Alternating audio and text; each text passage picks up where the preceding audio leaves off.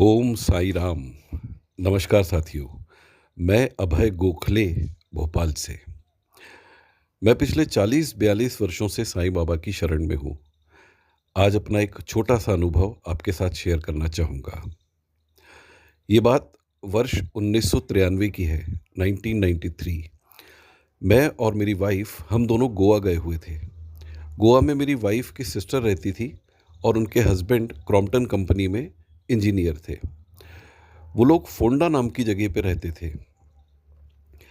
तो 2-3 दिन हम लोग गोवा में बढ़िया घूमे और फिर आया गुरुवार का दिन। गुरुवार को मैं नॉनवेज नहीं खाता था और उपवास भी रखता था। तो गुरुवार के दिन मैंने सुबह अपनी वाइफ़ को बताया कि बातचीत हम लोग कर रहे थे। मैंने बोला कि देखो आज गुरुवार है। भोपाल में हम 8-10 मित्र रहते थे और हर गुरुवार को हम लोग साईं बाबा के मंदिर में 11 नंबर स्टॉप के वहाँ पर एक मंदिर था पहाड़ी पे, उसमें जाते थे दर्शन के लिए और लौटते समय सब लोग हम कॉफ़ी हाउस में बैठकर कॉफ़ी पीते थे। तो गुरुवार के दिन सब हम दोस्त भोपाल में मिलते थे वीक में एक बार और ये हमारा वर्षों से प्रोग्राम चला आ रहा था कि साईं बाबा के मंदिर में जाना, दर्शन करना और लौटकर कॉफ़ी पीना। तो सुबह हम इसी बात को याद कर रहे थे। दोपहर में लंच के समय मेरी वाइफ़ की जो सिस्टर है, उसके हस्बैंड आए और हम लोग खाने की टेबल पे बैठे। तो मैंने उनको बताया कि मेरा आज फ़ास्ट रहता है और नॉनवेज तो खाने का सवाल ही नहीं उठता है। तो उन लोगों ने बहुत इंसिस्ट किया कि अरे अब इतनी दूर आए हो और गो भोपाल में आप लोग हर गुरुवार को मंदिर जाते थे, यहाँ तो मंदिर भी नहीं है साईं बाबा का, तो आज आप खा लो, यहाँ पे नॉनवेज कुछ नहीं होता है। तो सामने नॉनवेज देखकर मैं लालच को रोक नहीं पाया और मैंने भी नॉनवेज खा लिया। मन में यही विचार आया कि अब भोपाल से इतनी दूर आए, अब यहाँ कहाँ, साईं बाबा तो है नहीं, यहाँ पर कहीं मंदिर है नहीं दर्शन करने के लिए, तो चलो नॉनवेज खा लेते हैं। और मैंने अपना जो प्रण था उसको तोड़ दिया। अब बात आई शाम को। शाम को हम लोग वहीं पर पास में एक बीच था, वो देखने के लिए निकले।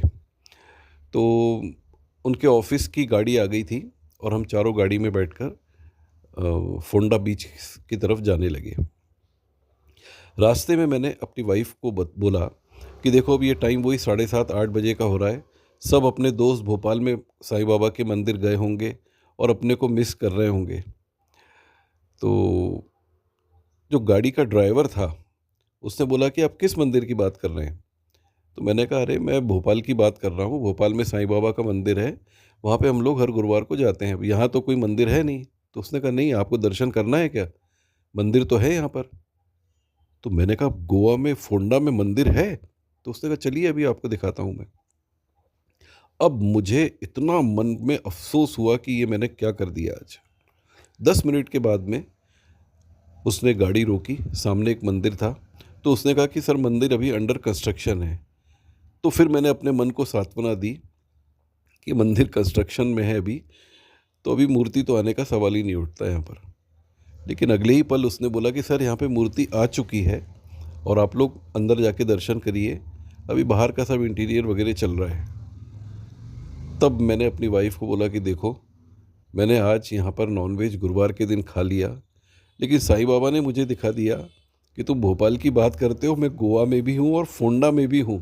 तुम्हें दर्शन देने के लिए मैं कहीं पर भी उपलब्ध हो सकता हूँ, लेकिन प्रण तुमने तोड़ा है। मुझे बहुत अफ़सोस हुआ। मेरी वाइफ़ ने जाके दर्शन किए, मैं मंदिर के बाहर ही बैठा रहा। मैंने कहा सवाल ही नहीं उठता, इतना बड़ा मेरे से आज गलती हो गई है, नॉनवेज खा के अब मंदिर में जाने का तो प्रश्न ही नहीं उठता।